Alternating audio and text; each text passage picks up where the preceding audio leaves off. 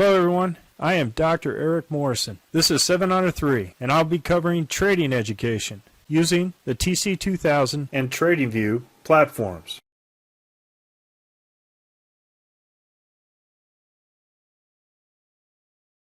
Hello, this is the FOREX Week in Review, the 28 majors minors and 6 exotics. And I want to kind of go over a little adaptations I did for as far as confirmation for the FOREX pairs. Now, we currently use the COT to determine overall crowding, not only by percentage in net contracts, but also by the 6-month average. Anything highlighted in green is strong buying positioning. Anything highlighted in red is strong selling positioning.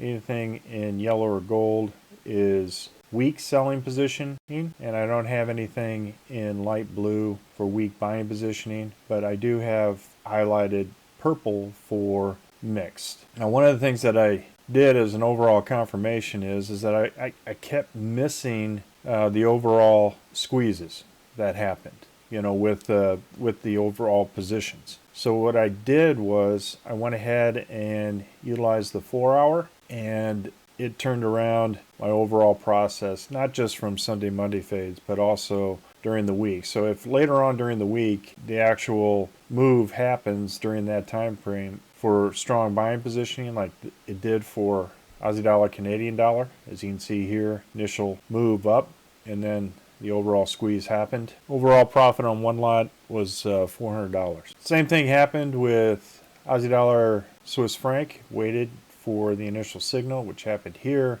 over to the close, $500 profit on one standard lot. Aussie dollar, New Zealand dollar, same thing. Overall signal here for initial loss, and then another signal here for about $172 profit. And here marks a couple of arrows where I did this, and I found after trading this, it was very profitable across all of the currency pairs that are strongly crowded. This was a $667 profit on one standard lot. Now, was it profitable across all of them? No. We did have Canadian dollar that was in some churn. So the Canadian dollar Swiss franc was a loss at $259. Canadian dollar Japanese yen performed brilliantly. It just had to wait for the overall signal, which happened on the 5th of March. And that was a $1,114 profit. Now, if it's even mixed here, but I have a high percentage of positioning to one side or the other. Case in point, Swiss franc Japanese yen did brilliantly throughout this entire process. That was a $1,592 profit on one standard lot. Next was Euro Aussie dollar. We didn't get a signal until here around the 6th of March at about 4 in the morning, and that was an overall profit of $872. Euro Japanese yen also did very well. Overall signal happened on the 5th of March at 12 noon. Nice $1,385 profit. Now, you may ask me, why am I skipping over the yellows here? And that's because the positioning wasn't favorable for an overall fade. So looking at British pound Aussie dollar, overall short $366 on one standard lot. British pound Canadian dollar, we had an overall loss. Initial signal here, came back, stopped me out. $646 loss. British pound Swiss franc, overall loss of $500, had an initial signal here and then right back up. Mainly all the Swiss franc pairs did that. British pound Japanese yen, nice overall short, $904 profit. British pound New Zealand dollar, initial short here in terms of risk management, kind of got away from me. Overall stop out here for a $150 loss. British pound Swiss franc, nice overall fade here, $184 gain. Again, same thing, just depends on how you manage your overall stops here. This is where I got out, a small gain. Zealand CAD, $145 loss. Initials here, stop out. Same with Zealand Swiss franc, overall short here and then stopped out, $83 loss. Zealand Japanese yen, nice overall short. Initial here, closed out, gain of $473. Zealand US, initial entry here and then stopped out, and looked how it went right up against that, but this overall process saves us from this overall loss here. So we didn't stay in this overall trade or fade. $178 loss. US dollar Swiss franc, nice overall indication here that happened on Wednesday at 4 in the morning. Nice closeout here. So this helps us during the week, stay out of potential trades that go in the opposite direction, but allows us to fade in the direction of the overall positioning. Case in point, beautiful fade here for US dollar, Japanese yen.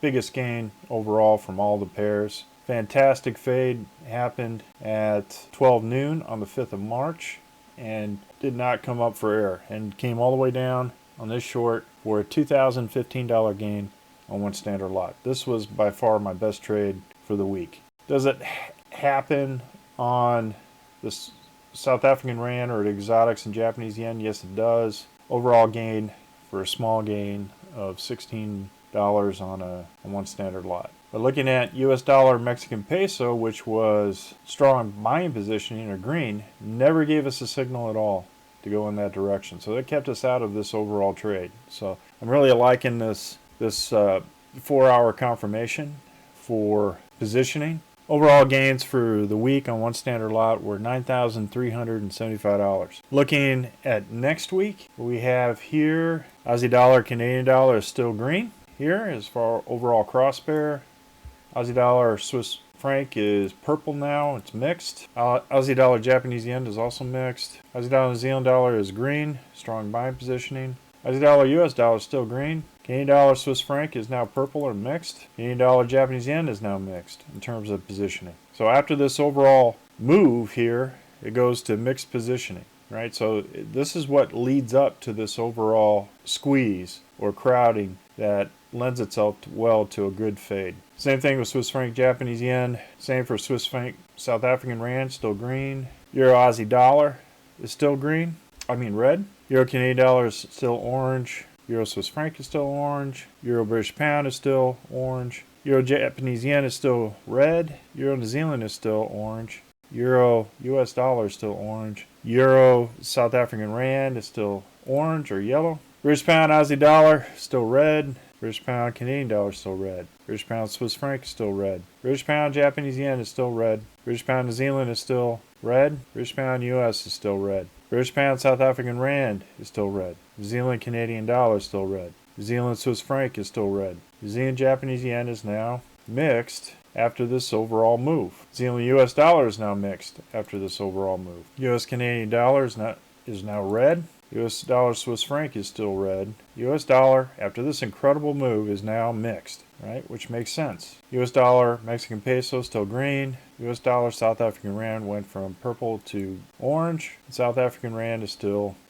South African rand, Japanese yen is still purple. All right, so looking at next week's plan, one thing I do look at is the overall individual currencies. Aussie dollar standard here. British pound has a nice COD index for next week. Mexican peso still weak. However, if we go back to the US dollar, Mexican peso, I'll go there in a little bit after I go through these. New Zealand, Swiss franc, South African rand, and the dollar. Incredible move for the dollar to the downside. In fact, has more potential to the downside. The overall target 100.340 on the DX. Dollar kind of rules as far as overall forex currencies. They're all based on it, and they're affected by each move that the dollar makes. So the British pound series, you'll see the COD index very weak, very strong. All the British pound series on the quotes are good shorts for next week. And then the euro British pound is a good long, believe it or not, for next week. Now, since it is crowded